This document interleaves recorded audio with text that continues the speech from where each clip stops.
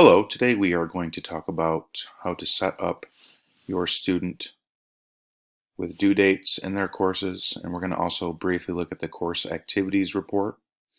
So when you're mentoring for these students, you will be able to show them their course activity report, which will go and outline as far as when quizzes are due, practices, journals, when tests are coming up. And then we're going to go into the grade book and talk about how to actually set those dates. So like we did in the previous video, we're going to go into the grade book.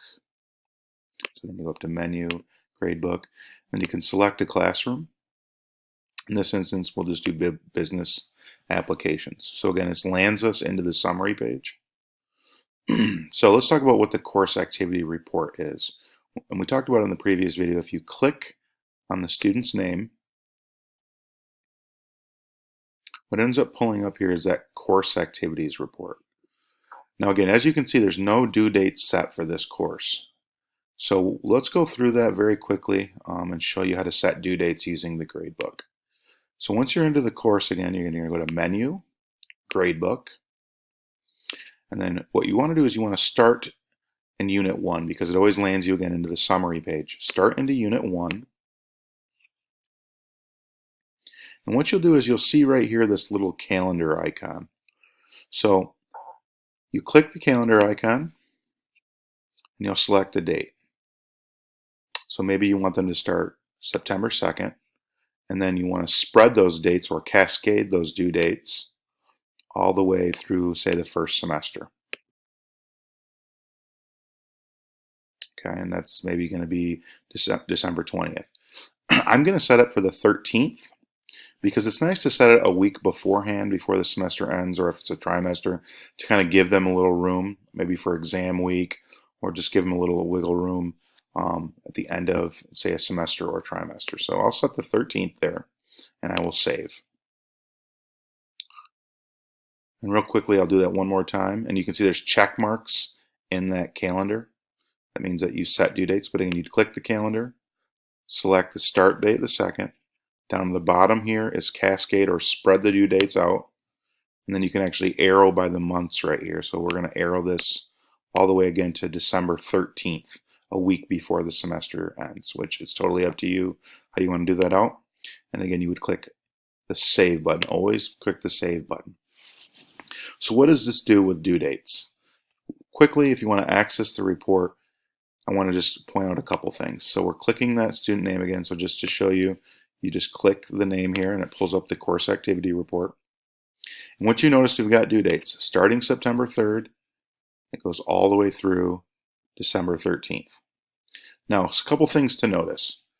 If you look at the dates specifically, when they cascade those due dates out, you will never see a weekend date on there. So that's a good indication to help students tell them, hey, you might be behind. The weekend, remember, the assignments are not going to pile up. So you'll see that. A downside to this is, well, it doesn't include weekend dates. Students obviously can still work on the weekend and what have you. It doesn't take into account vacation time periods. Okay, so what happens is, if you look, that Thanksgiving break right here, it still has assignments due during that time period. Now again, that's where you're going to have a conversation with the student and just let them know specific things. Again, how to approach that. But again, you can see it's got kind of separate dates for assignments and it spreads them out. You can see 3 are due September 11th, but then you also have the next assignment starts the 16th of September. So again, those due dates are spread out pretty evenly. And again, that's how you're going to work that out with the students. So with that said, that is how you date students and use the course activity report to determine what their pacing is going to be.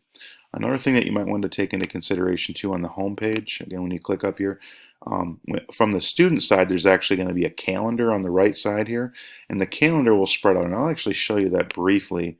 I will log in from the student side very quickly.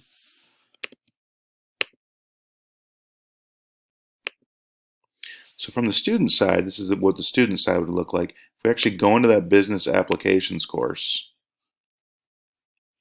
it's going to be back here actually. and click it.